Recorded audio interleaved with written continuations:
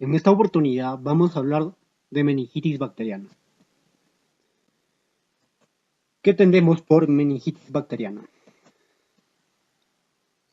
Se entiende por meningitis la inflamación de las meninges blandas, es decir, las aracnoides y la pía madre, cuya expresión anatómica nos dice más asequible se puede comprobar en el líquido cefalorraquídeo.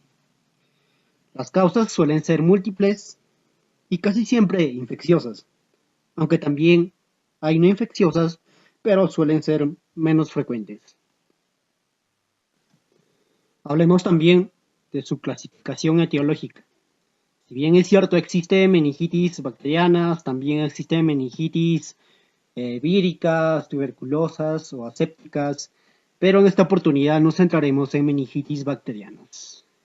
En su clasificación etiológica existen diversas maneras de clasificarlas, según, según siga un orden predominante taxonómico, microbiológico, o se tenga más en cuenta aspectos técnicos de cultivo o bien clínicos.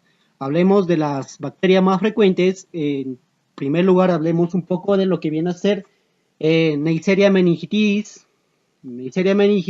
también llamado meningococo, bacteria gram positiva, que es la principal causa de meningitis. Generalmente también podemos hablar de su forma de transmisión, que es muy importante, y esto suele transmitirse a través de gotículas de las secreciones respiratorias o de la garganta. También hablemos de otra bacteria concurrente que es Haemophilus influenzae. Haemophilus influenzae generalmente causa infecciones respiratorias, si bien es cierto, pero también se puede extender a otros órganos y la infección se extiende generalmente a través de estornudos, tos o contacto físicos o otras secreciones. Puede provocar sinusitis y otitis, entre otros, pero también puede provocar meningitis bacteriana. También hablemos un poco de Streptococcus pneumoniae. Streptococcus pneumoniae, bacilo gram positivo, que causa infecciones menores, pero también pueden ser severas, generalmente infecciones canaliculares, como la otitis media aguda, sinusitis o neumonía. Y entre las graves también tenemos lo que viene a ser la meningitis y sepsis. Hablemos también de lo que viene a ser la patogenia. Nos dice que las bacterias alcanzan la meninges por diferentes vías. Y entre las más comunes tenemos la vía hematógena. Entre la vía hematógena es la más frecuente de todas. Los microorganismos responsables del 80% de la meningitis, es decir, meningitis, pneumoniae, influenzae, son todos ellos habitantes más o menos habituales, nos dice, de la nasofaringe, pueden ser de la orofaringe, donde normalmente no causan daño. Sin embargo, por motivos desconocidos, de vez en cuando pasan a la sangre y por vía hematógena nos dice que llegan a las meninges y es donde ahí empiezan a colonizar y producir la meningitis. También otra de las vías tenemos la llegada directa de los gérmenes a las meninges, esto por soluciones de continuidad, pueden ser tanto naturales como artificiales. Por ejemplo, en las artificiales podemos hablar de fractura craneal, una fisura de la lámina cribosa del etmoides, una intervención quirúrgica. Aquí quiero hablar un poco de la intervención quirúrgica. Generalmente son meningitis provocado por estafilococo debido a que estafilococo vive generalmente en la piel y por diversas causas también. También otra de las vías es extensión por contigüidad. En la extensión por contigüidad, desde un foco supurado próximo, como puede ser los senos paranasales, mastoiditis supurada o una ruptura de un absceso cerebral en las meninges. También es importante hablar de la anatomía patológica. Nos dice en la anatomía patológica el exudado inflamatorio purulento que se origina en las meninges blandas se vierte en el líquido cefalorraquídeo y se extiende por el espacio subaracnoideo a todo lo ancho de largo del neuroeje. También la membrana subaracnoidea exterior se comporta como una barrera de notable eficacia en la contención de la inflamación. También hay que hablar, la pía madre también se comporta como una barrera eficiente que impide pues la infección de la sustancia gris cerebral y subyacente. Eso es en cuanto a la anatomía. También es importante conocer el cuadro clínico. El cuadro clínico, clásicamente, la enfermedad comienza de forma brusca, con fiebre, una cefalea intensa, náuseas y vómitos. También puede presentar dolor de espalda y de cuello y decaimiento en general. Son frecuentes también la disminución del nivel de conciencia y hasta produce convulsiones. Así también podemos hablar en la meningitis, por ejemplo, meningocócica, a veces de evolución fulminante, se puede observar aquí lesiones cutáneas hemorrágicas y en ocasiones colapso circulatorio, aunque la presencia de petequias, púrpura o equimosis en un paciente afecto de meningitis aguda es casi sinónimo, podemos decir, que se trata de una meningitis meningocócica, dada que hay que recordar que raramente se puede producir por Pseudomonas pneumoniae e influenzae que puede originar lesiones semejantes. Entonces podemos decir, si vemos ese cuadro clínico, que es provocado por meningitis meningocócica. También meningitis, por ejemplo, meningitis neumocócica, podemos hablar también en pacientes con infecciones pulmonares, otitis media aguda o crónica, o también una conjuntivitis purulenta. También podemos hablar de la meningitis por hemofilius, que suele ocurrir generalmente en niños pequeños y van precedidas de infecciones óticas o de las vías respiratorias altas. Eso es en cuanto al cuadro clínico. También hay que hablar del diagnóstico. El diagnóstico para la meningitis bacteriana, para diagnosticar, se hace a través del análisis del líquido cefalorraquídeo.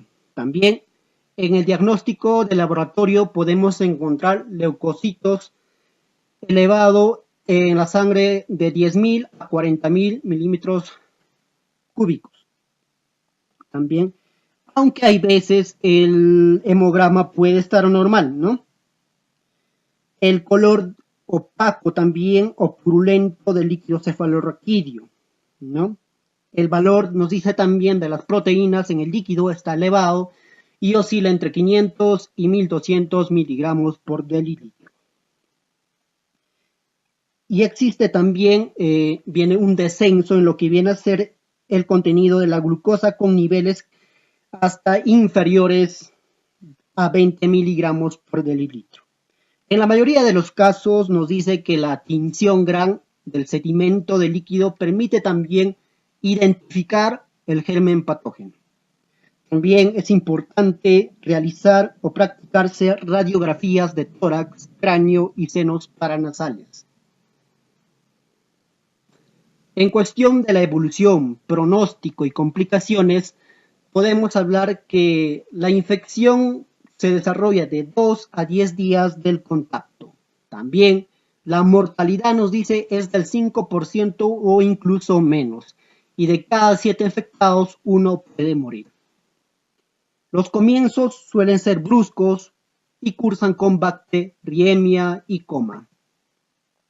Personas con edad avanzada o enfermedades debilitantes tienen peor pronóstico. Por ejemplo, pacientes con diabetes mellitus, alcoholismo o mieloma. Ellos suelen tener el peor pronóstico. En la meningitis por influenzae y por neumococo, los trastornos residuales son bastante comunes, nos dicen hasta un 30%. También tenemos aquí otras complicaciones de la meningitis bacteriana que usted lo puede analizar. En cuestión a su tratamiento, amigos, es muy importante tomar atención aquí. El tratamiento nos dice tratamiento preventivo, y dentro del tratamiento preventivo tenemos lo que es la quimioprofilaxis de los contactos y la inmunización pasiva de los individuos de riesgo. También tenemos el tratamiento de la enfermedad, que se puede tomar aquí medidas generales. y tratamiento farmacológico. Nos dice que el objetivo de la quimioprofilaxis es erradicar las bacterias generalmente de la nasofaringe y los contactos.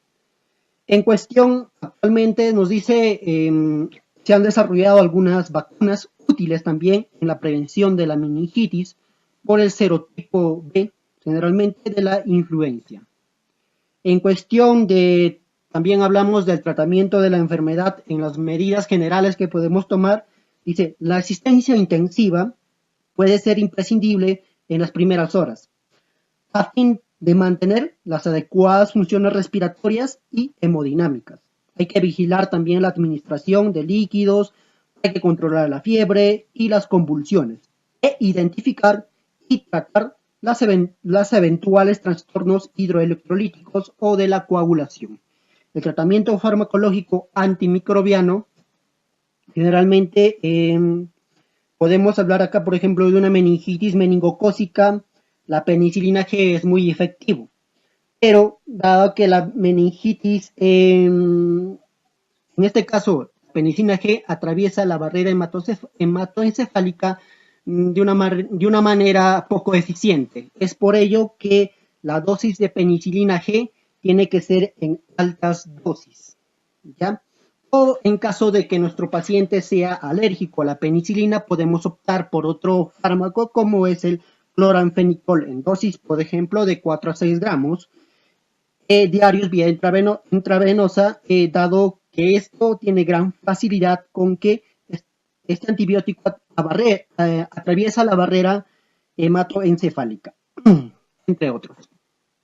Y tenemos aquí un tratamiento de la meningitis bacteriana en cuestión a cada microorganismo y teniendo la primera elección y las drogas alternativas. En cuestión de la prevención es muy importante, bueno, hablamos en cuestión a la prevención, para ayudar a reducir las probabilidades de contraer meningitis bacteriana hay que considerar, por ejemplo, estas siguientes medidas, ¿no? Es muy importante hablar con su médico para averiguar tal vez qué vacunas necesita usted y su hijo. Por ejemplo, algunos pueden ser vacunas antineumocócica, una vacuna antimeningocócica y entre otros. También, si usted compra leche y productos lácteos, de preferencia que sean pasteurizados. Esto nos puede ayudar a prevenir, por ejemplo, la meningitis causada por Listeria monocytogenes. También, si usted trabaja en atención sanitaria o tiene contacto con algún infectado, puede tomar antibióticos de forma preventiva. Si está embarazada, también el médico realizará controles para asegurarse de que la infección no sea de alguna manera transmitida al bebé.